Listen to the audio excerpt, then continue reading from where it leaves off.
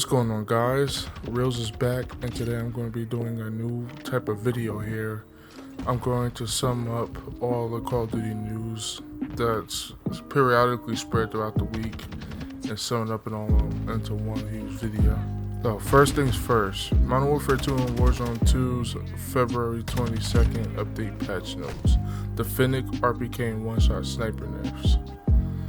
Now, if you guys are wondering where I'm getting this information from, I'm getting it from Charlie Intel. I faithfully read his updates on Call of Duty every chance I get. So, essentially here, both the Fennec and the RPK are nerfed for Season 2. And the RPK's nerf is substantial as the devs reduced its damage as well as increased its recoil. So it has the potential to knock the weapon off the top spot when it comes to long range and options in Warzone 2. Meanwhile, the Fennec has its damage and damage against armor reduced. So players that were starting to favor the Lockman sub in Warzone 2 and these recent nerfs could be the last straw for the Fennec. So they could be buffing the Lockman pretty soon. I don't even know why they use that name for the MP5. It's just stupid. So, in other news, they are nerfing the incendiary rounds that are used for snipers to one-shot kill, which is good. I'm pretty sure that was annoying. And that's it for all the nerfs. So, let's get into the patch notes. So there's a couple bug fixes, which is they fixed the issue that caused incomplete main menu notification text, preventing players from reading the full message. And they fixed the issue causing a .300 blackout ammunition to register as a hit scan. I honestly don't know what that means, but we have that going. Cast off 762 has reduced damage range now. So, the 762 is pretty good up until this nerf. I don't know how good it is now, but the type of buffs, right? The Lockman 762, the F-Tech Recon, the SO14, and the Tech V all got buffed. For the F-Tech Recon, it has increased sprint speed. The Lockman 762 has increased damage range, reduced ADS speed, reduced hit spread, increased hip spread while moving, and increased sprint speed. The SO14 has increased movement speed, while the Tech V has reduced damage, reduced muzzle velocity, reduced far range, and reduced movement speed. So the Tech V took a major hit, and that was like pretty much competing with the TAC 56, which is a really good AR in this game. Even the pros are using it. So there's been an update with the incendiary ammunition. The residual incendiary damage will no longer eliminate players, which is good. The incendiary was like freaking OP. They fixed the issue that prevented residual incendiary damage from being applied to armor. Fixed an issue that allowed snipers to one-shot enemies with 3 plates in a single shot. Like that was crazy. That was insane if you ask. So let's go into the bug fixes for multiplayer. They fixed an issue that caused some elements to be missing in the after-action report. They fixed collisions of various elements on Embassy, which was Embassy was pretty bad. They fixed an issue allowing players to leave Farm 18 and infected. I honestly didn't know about that. Some of these bugs that are fixed in ranked play, they fixed the issue causing players to receive harsher suspensions than intended. Fixed the issue causing players to get kicked for inactivity despite being active in a match. I never experienced that either. They fixed the SR, so it would incorrectly display that it was set to reset to 0. So they fixed that little issue that's there. To be honest with you, I've never experienced that, and I've been playing a lot of ranked since the season had started. Now they finally fixed the issue that was in Spec Ops, which was causing players not being able to move if both players use the terminals at the same time. as another player. That was annoying because when this game first dropped, I tried hopping on Spec Ops and it just completely ruined the experience for me because my character would not move and he wouldn't be able to aim. Like it was just weird. Like it was just, this game was just really bugged when it launched. Now that those updates are done and over with, let's talk about the Warzone 2.0 updated playlist. So for El Mazrah, the standard is solos, the maximum players is 150, assimilation is off. For duos, max is also 150, and there is a assimilation refill. Same with trios and as well as quads. The only difference is quads have 152 players instead of the standard 150. Now, Ashika Island has resurgence, solos, and the max place is 52, and assimilation is off. Quads also share the same settings as well as solos. So one of the general fixes for Warzone 2 is Ashika Island. They adjusted the positioning of some geographic elements on Ashika Island to allow for better cover during engagements. They also fixed a bug that allowed players to peek or exploit and shoot through like certain assets of the game you can't shoot through normally. They also fixed the issue that caused the correct combination of attachments with centering rounds to allow snipers to go down in one shot. Yeah, so that was done. And finally, the last Warzone type mode is for the Battle Royale. They fixed an issue that prevented purchase loadout drop markers from equipping to the active loadout field upgrade slot. They also fixed an issue that caused the most wanted contract to tooltip to indicate a 4-minute timer when the actual timer is 3 minutes once accepted, as well as they fixed an issue that caused standard Battle Royale souls to still use 2v2 gulag. Oh, I didn't even know the gulag was supposed to be 1v1 on solos, but that's interesting. And lastly, they fixed an issue that would incorrectly display the placed 155th message upon squad elimination. Yeah, this game had a lot of bugs when Warzone first dropped. They fixed an issue for DMZ causing AI reinforcements to clip through certain buildings on Ashika Island. They also fixed an exploit related to getting a weapon with extra attachments.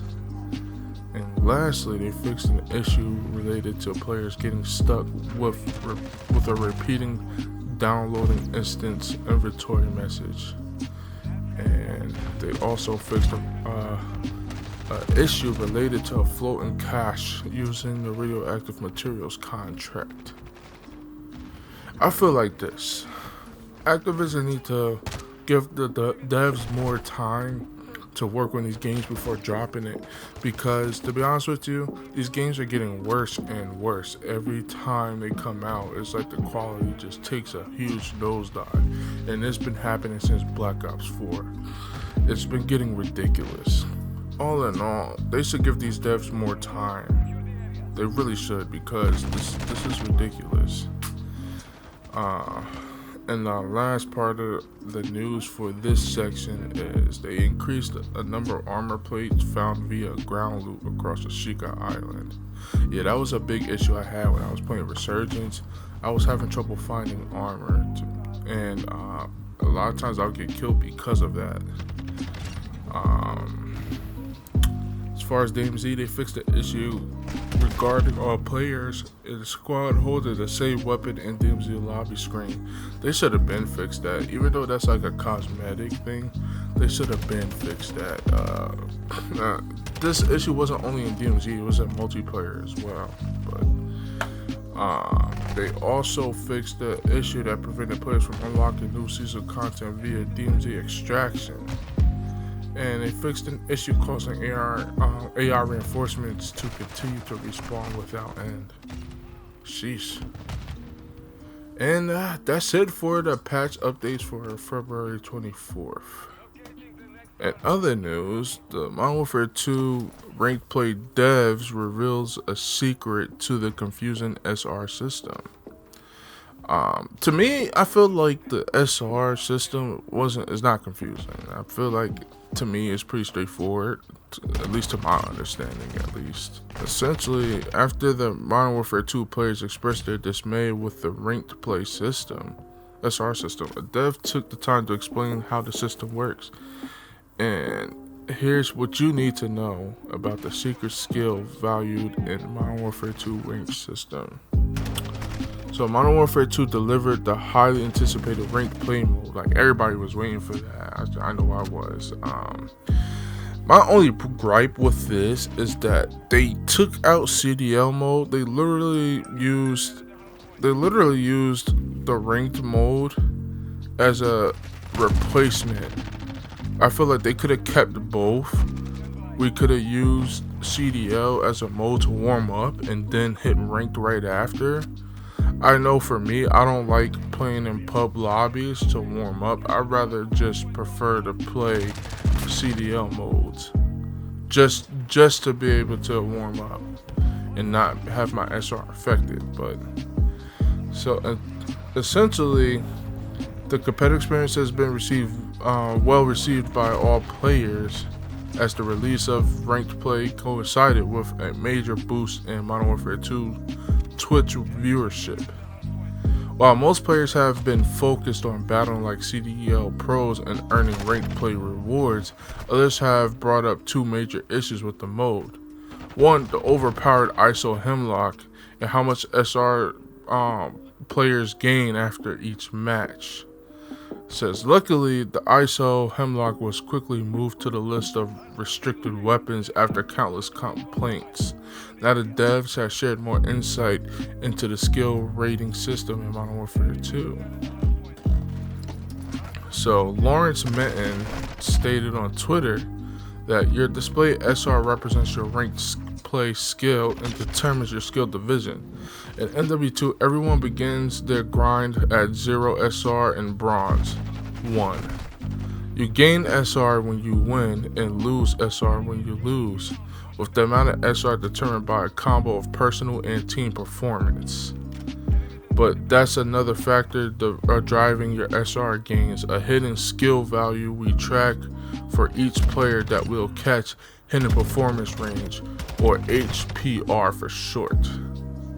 Lawrence Madden is a lead game designer at Treyarch, and he had a hand in creating Modern Warfare 2's ranked playlist.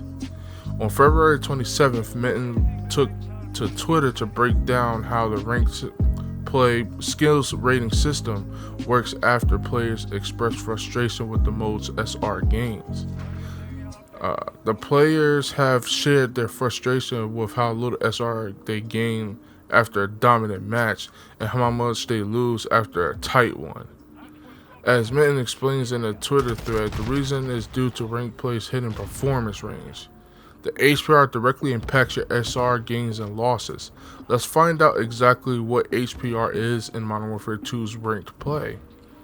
So, Lawrence Minton explains that HPR is good. Is how good our underlying performance systems think you are, and how we predict you'll stack up against other teams. Best players with higher HPR than you, and your HPR goes up. Fall short in expectations, and it goes down. Perform consistently, and your HPR narrows in. Your HPR and SR are directly linked. You may start at 0 SR and MW2 ranked, but with each SR system is trying to climb you closer towards your underlying HPR. The further your SR is below your HPR target, the more SR you gain after each win. Interesting. Alright, so it says that in other words, the HPR system is judging your skill level in ranked play. If you perform better than expected in a match, you should gain more SR than usual. However, if you perform really well in the match but your HPR indicates it was expected, you shouldn't expect a major SR gains. So essentially, this SR system predicts your skill gap and your level, and predicts how well you will do against other players. If you do extremely well as being expected to do well, you get less SR. But if you play really good against a team that's predicted to beat you or predicted to be better than you, then you'll gain a whole lot more SR points if you win that match. Man also explains, we'll see a lot of questions like, I top fragged, why did my teammates earn more SR? If you see someone else earning considerably more or less SR than you, it's likely due to a difference in how close either you is to your HPR. It's normal for your SR gains to stabilize from the large amount you accumulate at the start of your ranked play journey. This is a sign of your SR catching up to your HPR, as known as your skill rating matching up with a level of skill that the system thinks you're capable of. However, it's important to note that your HPR can rise. If you manage to improve your overall performance, your HPR will rise and carry your SR with it. And that's it, guys. That's it for this news week. We had quite a bit going on here. A lot of these bugs that people were complaining about are getting fixed. However, they're not focusing on the major bugs that is literally pissing people off, causing people to stop playing the game to begin with. Like, they need to fix the chat system in here. They somehow made it worse when Warzone 2.0 launched, and they made some minor fixes here and there. But there's times where you'll play match and you're playing with a completely new team. You'll still see your old teammates' gamer tag on the screen frozen for some reason. And that's just only scratching the surface when it comes down to the problems of this game that we're having here. And essentially, they're just focusing on the wrong stuff. Like, I need Activision and Infinity Ward to get this shit together, to be honest with you. But on that note, I hope you guys enjoyed this video. Don't forget to like, comment, and subscribe. And I'll see you guys in the next video. Stay safe. If you guys enjoyed this video, don't forget to check out my best Tech 56 class setup.